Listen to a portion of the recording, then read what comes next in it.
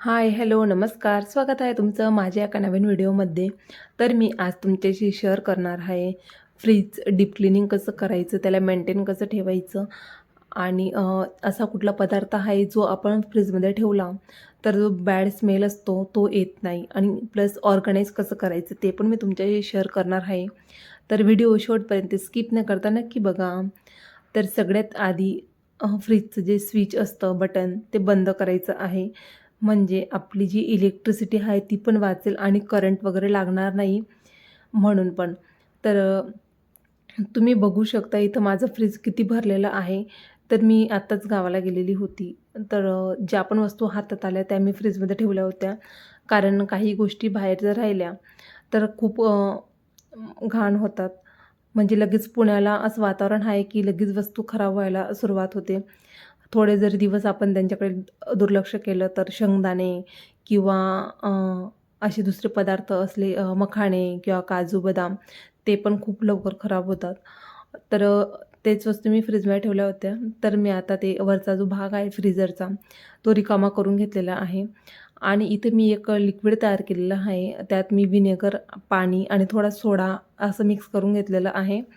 तेच मारून घेते आणि त्यानंतर मग एका कापडने, कॉटनच्या कापडने पुसून घेणार आहे. तर हेच जे लिक्विड मी तयार केलेलं आहे ते स्प्रे करून थोडा वेळ फ्रीज बंद करायचं. पण मी इथं सगळे डेअरी प्रॉडक्ट ठेवते म्हणून लगेच पुसून घेते, कारण व्हिनेगरचा स्मेल खूप स्ट्राँग असतो आणि तो बाकीच्या पदार्थांमध्ये जाईल म्हणून. तर अशा प्रकारे मी हे क्लीन करून घेते आणि त्यानंतर मग खालचा जो भाग आहे तो क्लीन करणार आहे. तर मी हा फ्रीझर आहे पण मी ॲज अ फ्रीज म्हणूनच यूज करते. तर आता जो खालचा भाग आहे तो मी आता सगळ्या वस्तू इथे काढून घेते आणि त्यानंतर याची क्लिनिंग करूया. तर इथं पण खूप असे म्हणजे मुगाची डाळ वगैरे असे खूप सारे पदार्थ मी ठेवलेले आहेत. जे की मला आठवत पण नव्हतं मी इथं काय ठेवलेलं आहे. कारण आपण डेलीच्या रुटीनमध्ये एवढे बिझी असतो की आपण जे वस्तू लागतात तेवढंच बघतो. बाकी त्याच्यात काय आहे ते बघत नाही. म्हणून अशी डीप क्लीनिंग महिन्यातून एकदा तरी करायलाच पाहिजे आणि वरच्यावर आठवड्यातून एकदा आपण असं वरती पुसून घेऊ शकतो. तर मी हे सगळं रिकामं करून घेते आणि आमचा हा फ्रीज आहे तो घ्यायला जवळजवळ 7 तर 7.5 वर्ष झाले. म्हणजे जेव्हा लग्न झालं होतं त्याच्यानंतरच आम्ही घेतला होता. तो 234 लिटरचा आहे आणि तेव्हापासून त्याला एकदाही रिपेअर नाही केलं. त्यानंतर आम्ही 2दा शिफ्टिंग केली तरी पण त्याला काहीच झालेलं नाही आहे आणि LG कंपनीचा आहे, खूप चांगला आहे. तर आता रिकामं झालं आहे फ्रीज आणि आता जे ड्रॉवर आहेत, ट्रे ते मी काढून घेते. तर ते खूप स्ट्राँग असतात, म्हणजे असं काढले तर फुटत वगैरे नाही. पण ते काढायला थोडं टफ जातं म्हणून ते थोडं खालून असं प्रेस करायचं, तर इझिली निघून जातात. तर त्यानंतर मी जे शेल्फ आहेत काचेचे फ्रीजमधले ते पण काढून घेते. डीप क्लीनिंग म्हटलं तर जे सगळे पार्ट आहेत फ्रीजचे ते घसून निघायलाच पाहिजे. त्यालाच डीप क्लीनिंग असं म्हणतात. नाहीतर हे आपण आठवड्यातून पुसून एकदा करून घेऊ शकतो. तर म्हणूनच मी सगळे शेल्फ काढून घेते आणि ते शेल्फ काचेचे असतात म्हणून एकदम असं सावकाश त्यांना ठेवायचं आहे. जर आपण जोरात ठेवलं तर ते फुटून जाऊ शकतं. तर असे सगळे काढून घेतलेले आहेत. आता मी ही स्प्रे आहे ते सगळीकडे फ्रीजमध्ये मारून देते आणि फ्रीज एक 5 ते 10 मिनिटासाठी बंद करते.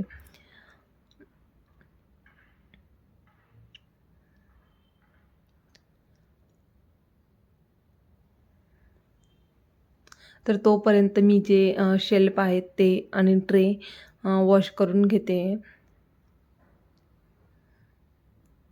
आपल्याकडे जे पण सॉस वगैरे असतात किंवा मसाले असतात किंवा चॉकलेट्स काहीतरी आपण फ्रीजमध्ये ठेवत असतो आणि अशा वस्तू सांडल्या गेल्या तर ते डाग म्हणजे कडक होतात आणि निघत नाही, कारण फ्रीजमध्ये ठेवल्यावर ते थंड वातावरणात कडक होतात आणि ते पुसल्यावर निघत नाही. म्हणून हे घासून घेतलं तरच एकदम स्वच्छ होऊन जातात. तर म्हणून मी घासून घेतले आणि इथं आता ऊन आहे थोडं, तर मग बाहेरच सुकण्यासाठी ठेवलेले आहेत. तर हे जे लायनर्स आहेत ते मी खूप दिवसाआधी घेतलेले आहेत. जवळ-जवळ त्यांना पण 5 ते 6 वर्ष झालेले आहेत. ते काही चांगलं नाही वाटत ठेवायला. ॲक्चुअली त्यांचा कलर खूप खराब झालेला आहे, पण फेकायला पण इच्छा नाही होत म्हणून मी ते राहू दिलेले आहेत. तर ते पण मी आता वॉश करून घेतलेले आहेत आणि आता 5-10 मिनिटं पण झालेत फ्रीज बंद करायला. तर मी आता ते पुसून घेते. व्हिनेगरचं जे लिक्विड आपण केलेलं होतं तेच मारलेलं आहे. तर ते आता एका कापडाने पुसून घेते आणि त्यानंतर तोच कापड थोडा ओला करून परत एकदा पुसून घेणार आहे. जास्त असा जोर देऊन फ्रीज पुसायचा नाही आहे, म्हणजे हलक्या हातानेच पुसायचा आहे. तर हे माझ्या फ्रीजमध्ये असे काही एवढे डाग नव्हते पडलेले आणि एवढा खराबही झालेला नव्हता. पण तरी पण मी असं महिन्यातून एकदा क्लिनिंग करून घेते, म्हणजे आपल्याला दिसायला पण छान दिसतं आणि फ्रेश वाटतं. तर सगळ्यात जास्त फ्रीजमध्ये कुठं घाण असेल तर ती या रिंगमध्ये असते. तर जे छोटं फ्रीज येतं सिंगल डोअरचं त्याची ही रिंग असते ती आपण काढून घेऊ शकतो. पण या फ्रीजची काही निघत नाही आहे आणि जेव्हा आपल्याला एखादा फ्रीजमध्ये कॉकरोच वगैरे निघतो तेव्हा आपण विचार करतो की हा कॉकरोच आपल्याला दिसत तर नाही, पण नंतर तो येतो कुठून, तर ते इथं लपून बसलेले असतात. तर म्हणून ती रिंग पण मी एकदम स्वच्छ करून घेतलेली आहे. आणि त्यानंतर मग जो ट्रे होता खालचा त्याच्यात मी काही भाजीपाला किंवा फ्रुट्स वगैरे ठेवत नाही. तिथं मी मूग, मठ एक्स्ट्राचे जे असतात किंवा बेसनचं पीठ आहे, चटणी आहे, ते मी ठेवत असते किंवा मसाले वगैरे असतात एक्स्ट्राचे. तर तेच आणि जे आता नको असलेल्या वस्तू आहेत, त्या पण मी असं खूप भरून ठेवलेल्या होत्या, त्या बाकीच्या काढून घेतलेल्या आहेत. आणि जे मला ठेवायचं होतं मखाणे वगैरे जे की बाहेर ठेवल्यावर लवकर खराब होतात, तेच मी ठेवलेलं आहे. आणि त्यानंतर हे ट्रे पण आता सुकून झालेत, तर आता ते लावून देते आणि जे शेल्फ आहेत ते पण लावून देते आणि त्यानंतर आपण आता फ्रीज ऑर्गनाइज करूया.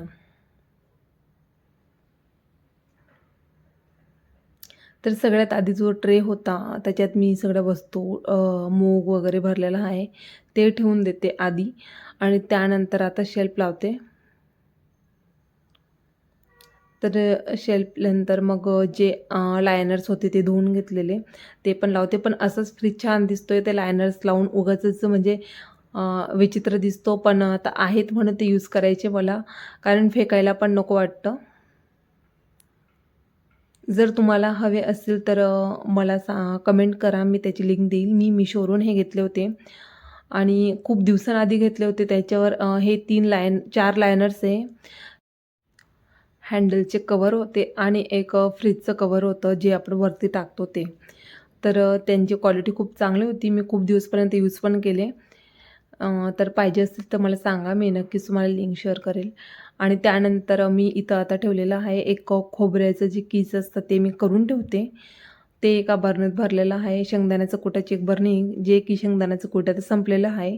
नंतर ती स्टीलची बरणी आहे, त्याच्यात तूप आहे आणि नंतर तीळ आहे. तर वरती मी गुलकंद आणि चारोळ्या आहेत ते ठेवलेल्या आहेत आणि इकडं अद्रक ठेवलं आहे, जे की आपल्याला डेली लागतं.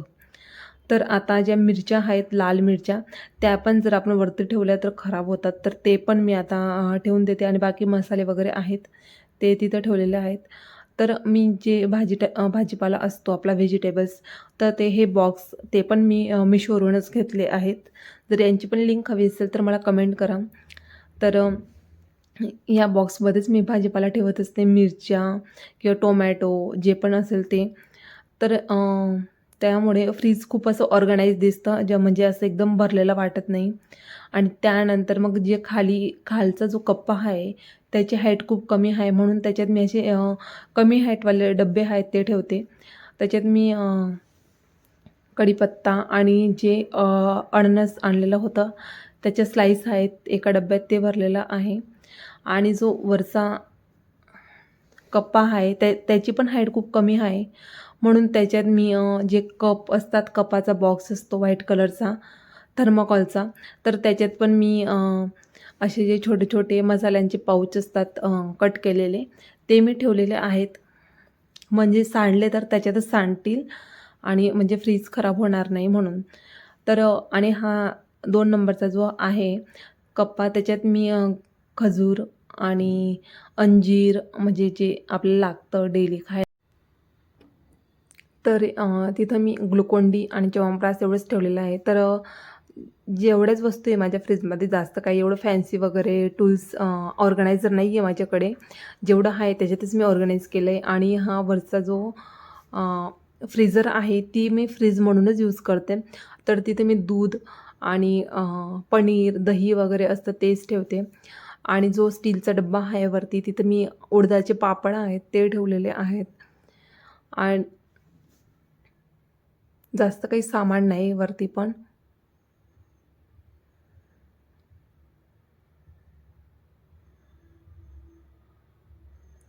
आणि इकडं सॉसेस वगैरे आहेत.